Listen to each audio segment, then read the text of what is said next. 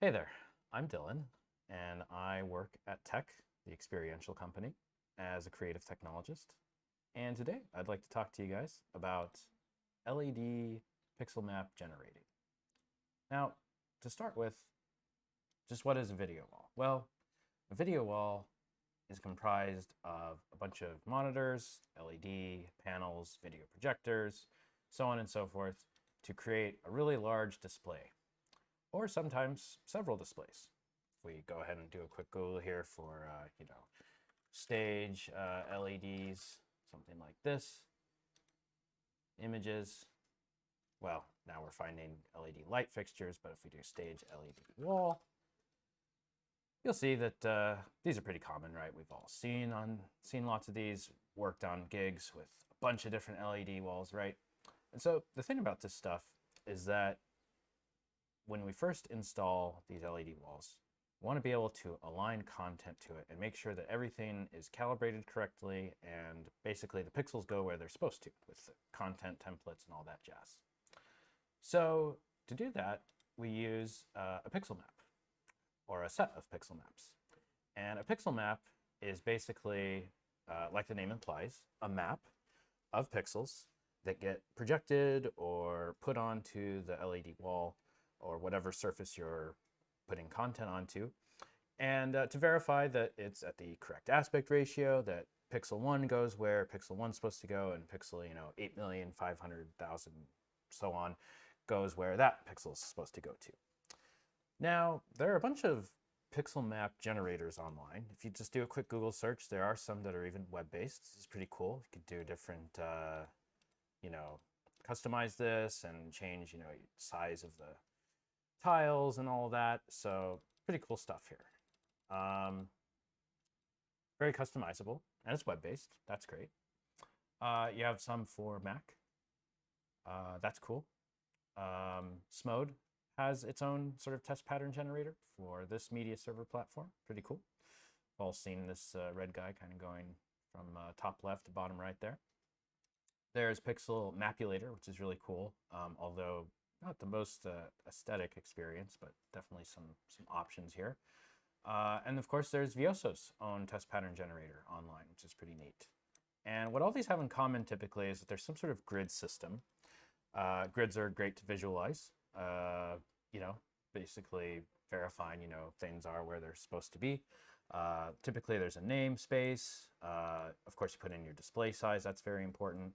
Also, how many displays you want. This can go up to 16. That's cool. You could do a matrix of displays here. That's pretty cool too. So some customizability here, even the logo and stuff, whether you want to invert the thing. Some nice options here. Of course, this isn't very readable here, but anyway, the best one that I found so far is actually on a project a couple years ago in Shanghai, and I saw them putting up their pixel maps, and I was just blown away with how great they looked. And what I set out to do is actually to recreate their system. And believe it or not, it wasn't until today that I actually found the actual system they used, which is this After Effects template from Division, or Division, however you want to pronounce it. Probably Division is how it's pronounced. I digress. So what's cool about this one is it's super customizable, and it has all these really interesting options. And I'll probably start adding more and more of these to Artio now that I've sort of run into this cool website and kind of documentation here. But this is basically what inspired Artio, is the idea of creating a fully modular and customizable pixel map generator within TouchDesigner. And that's where it came from. And so Artio does basically 90% of what Pixel Mapper does here from Division. And it does it, though, in a very TouchDesigner sort of way. And so I'd kind of like to dive in and just show you how it works. So for starters, go ahead and clone or download the repo. And when you get that, it's going to pull up this folder structure here. And you can either open up the TOE file from source, if that's your thing, or if you're like me, I typically already have TouchDesigner open somewhere. So go ahead and delete all of these nodes from the default project. Get rid of the palette, don't really need that for the moment. And we'll just drag and drop in from release Artio, which has the version number now baked into the talks, which is kind of nice. And boom, there we go. So there's Artio v31031. If we go into Artio here, kind of have an example set up here of how it's intended to be used. So what it is it's a replicant setup. So we're using the replicator comp here. And what replicator does, if you're not familiar, is it takes any old comp in your network that you specify. So here we've set up the master operator as display, which is this guy right here. And with replicator, it's really cool. You can actually feed in a dat table as your template. And so I'm using this displays template right here. And what's really cool about this displays template is that we can go ahead and edit this and change all these attributes about, you know, the width, the height, the offset, and then even RGBA colors. And so if you look at this, you see it has A, B, C through H, and it's rendering it out here to this render top, which you could then send out to your video processor. Now, of course, this is a pretty high resolution. Great for previs, but for your actual video processing, this would probably get, you know, chopped up in any way that makes sense for your video processors. But what's great about this is it's fully customizable. So for example, if we didn't want H, I could go ahead and delete H, and then voila, H is gone. You can rename these, of course, so you could call this, you know, a AA. And if I change that, then see how it changes all these to AA. That's pretty cool. So you can change the name attributes to whatever you want. Also the width and height. So if I actually wanted A to be just 1,000 instead of 2,000, do that. And now A is just 1,000 wide. And it's pulling all this, as you can tell, from the displays table, which is great. And also TX and TYs is basically like offset values, so you can offset the displays. I just thought of a really cool feature as I'm recording this would be to be able to rotate them. So I might add that in next as well. But RGBA here, what this does is basically changes the color. So if I want to change the color from A instead of red, make it a yellow here, just do that and it automatically updates the color scheme for that one. Really useful. Change this back to red. See, I kind of did a Roy G. Biv setup here, the rainbow, as it were. But yeah, this is kind of just your basic setup for how to use Artio in terms of multiple displays, which is great. Because more often than not, we have more than one display for any one of these given you know, environments. You know, it's very I mean, you can always have, you know, your typical one display setup. Nothing wrong with that. Tried and true. But more and more we're seeing, you know, lots of different displays. And so what this will do is basically generate all of your pixel maps, and they are fully customizable, which is really great. I spent a lot of time making these fully customizable. So for starters, you can change the display name from here if you want. You don't have to use the table. In fact, you could literally copy and paste this into any old TouchDesigner project you want and use it however you see fit. So the resolution here can be adjusted, and you can change it to anything you want. And by default, the content source is a pixel map. And what I mean by that is it's using its internal input here that's generated inside of Artio. So if we go into display here, which is kind of like the template. So if you want to modify it, which I kind of go over here briefly, you'll want to modify this one. Don't modify any of these because these are just replicants. These are all derived from this guy. So if we go into this one, you'll see that we've got all of the content being procedurally generated and then output and sends it out from there. But inside of this content base, we've got different options for inputs. And so if we come back up here to the beginning of Artio, and let's say I go ahead and just make a movie file on top, our classic banana, right? And I want, this is my content, right? This is my amazing projection show. So if I want to use it for Artio, all I have to do is wire this in, boom, it automatically switches it into the in top wire. And that's now making my content. And if at any time I want to go back to my pixel map, all I have to do is come up here to content source and switch it over, just like that. And if I go ahead and disconnect this, it'll fall back to pixel map. But that's not all. But wait, there's more. If I drag and drop this guy onto content top, it also uses it. So you can reference a top via this parameter here. It doesn't have to be wired in per se. And likewise, if I go ahead and remove this, it'll do that. And let's say if I've got my content top, oh, it's amazing, but it disappears or something. It will also revert and throw an error that, hey, that parameter is missing, but it reverts back to the pixel map there. And if tops aren't your thing and you're a comp kind of guy, let's go ahead and make this a out1 because that's less to type. select these and go ahead and collapse selected into a base, and we'll go ahead and change the top type to a container. So now we've got a container comp, and if we go to the look tab and make this out1, got my container output here. What's annoying is it always renames it to out2. It's like a software sort of bug. Anyway, we've got this base, very simple, right? Actually, it's not a base anymore, it's a container, so I should probably rename that so I don't confuse myself, container1. And we've got this container with a really cool show, but we want to pipe it into Artio. Well, never fear, you can do so by just dragging and dropping that onto the content comp, and voila, there it is. Keep in mind, of course, it will respect your aspect ratio from your width and height. So if I change this to 1280 by 720, for example, then it would render at the correct aspect ratio, but it will essentially stretch and squeeze it to fill it. So you got some options here.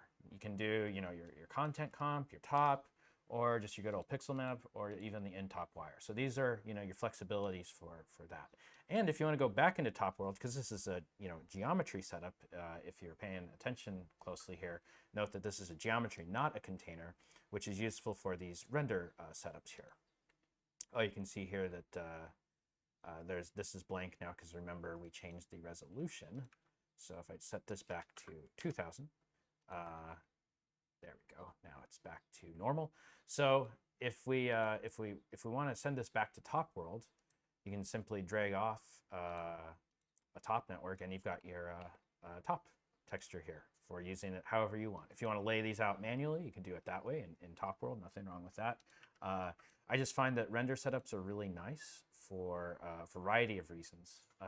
When it comes to performance, really great performance here.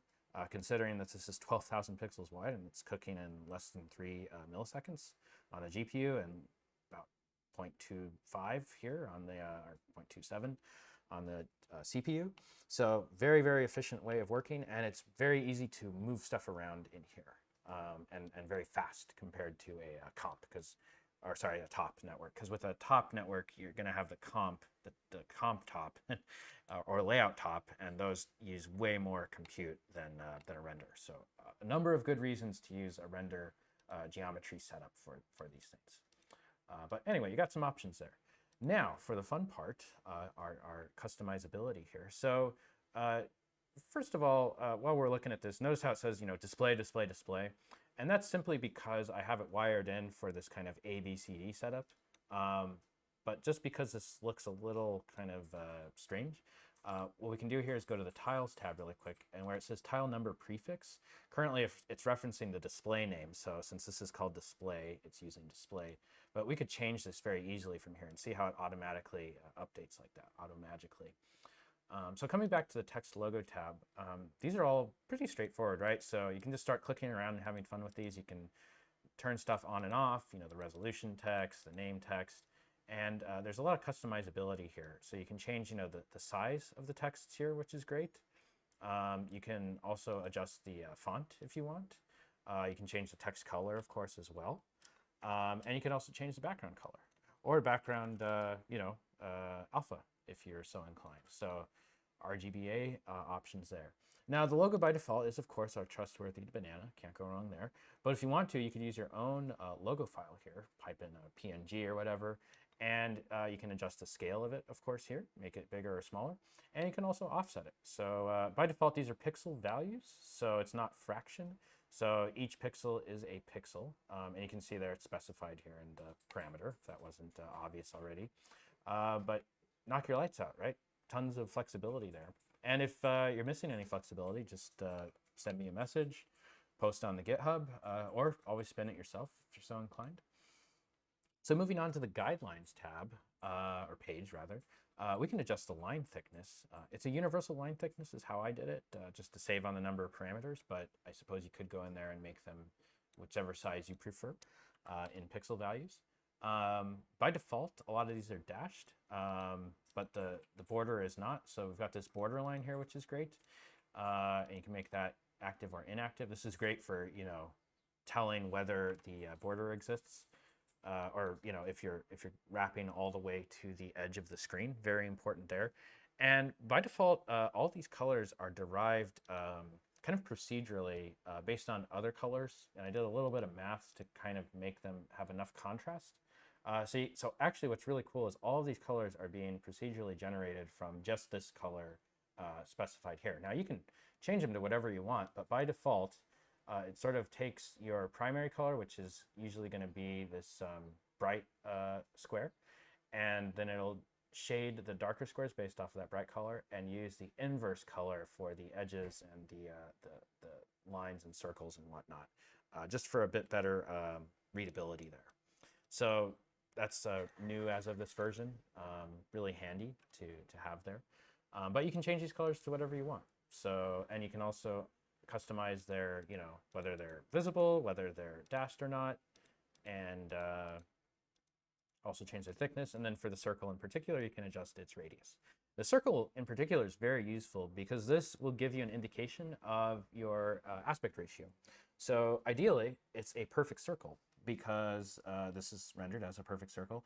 If it appears squished or stretched on the screen, that means that something's wrong with the aspect ratio. This is really important for content. So that's why I built this in here. And I'm not the only one that thought of it. All these other guys, most of them have the circles for that very reason.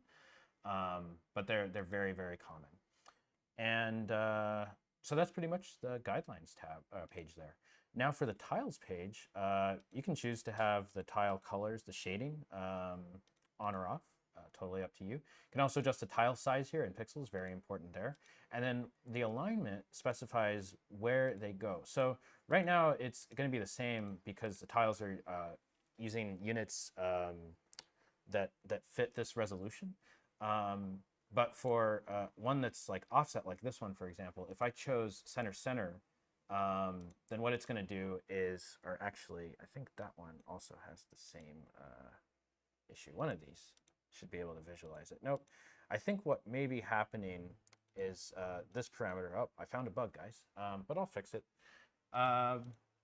Because in this one, I bet you it works. So what we'll do here, just to show what I'm talking about, is if we use a something like 2000, right? So you can see that the squares don't perfectly fit there.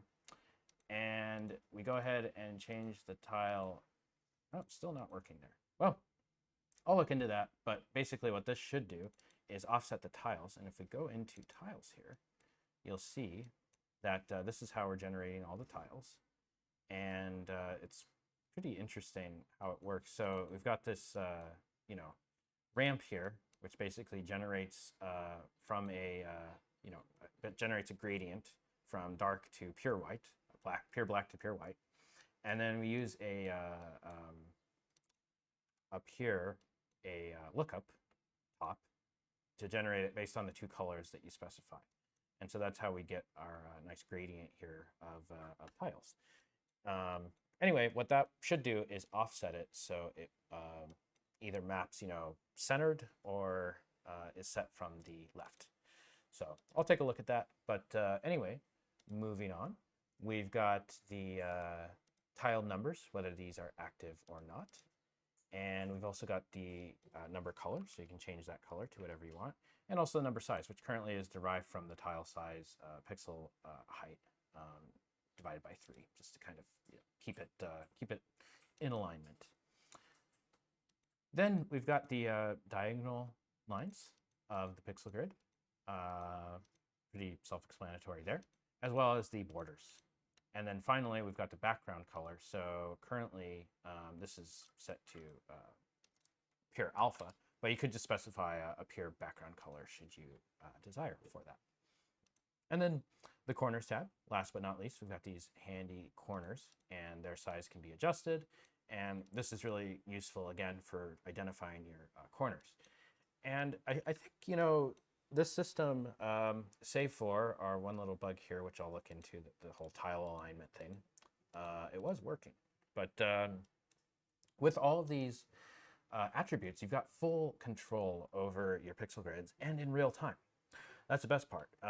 These do take a bit of time to cook between changes. It's like half a millisecond. It's kind of slow, but it's because it's a pretty, everything's tops for all these, Background's pretty self-explanatory there. The tile network, like I was showing you, these take a while to generate. So as far as the tile number prefixes go, those will take some time to cook. You'll notice a minor drop in frames when it adjusts all of those. But say for that, it's real time in the sense that you can tweak all this stuff, whereas in After Effects is not real time. And unless you're using a clever spout output for this, it's going to be really hard to adjust this. And it's really not what After Effects was built for. Because in Touch, you've got this really nice panel here that you can just pull up or build into your UI. Really, really useful here, and fully customizable. And perfect for production because this does not cook if anything is not adjusted. So you can play your content through here, and you don't have to worry about a thing. So that's pretty much the overview of Artio here. The idea that you can make as many pixel maps as you want per display, put them all together, and you have full control over their look and customizability. Like I said, kind of based on my discovery of this today, I'm probably going to be adding in some color gradients in the next version, potentially some rotation options, and just kind of basically picking up where this left off and making it as nice of a product as it can be, or a component rather, not a product. This isn't for sale, but as a free component in the TouchDesigner community, because heaven knows we've all needed this on one project or another. So happy to share this with y'all. And if you have any feature requests or ideas or run into any bugs, please just hit me up on GitHub or email me, roscoe@tech.design. That is here, roscoe@tech.design for my email. Just ping me there, and otherwise I will see y'all on the next video. Thanks for watching, and have a good one.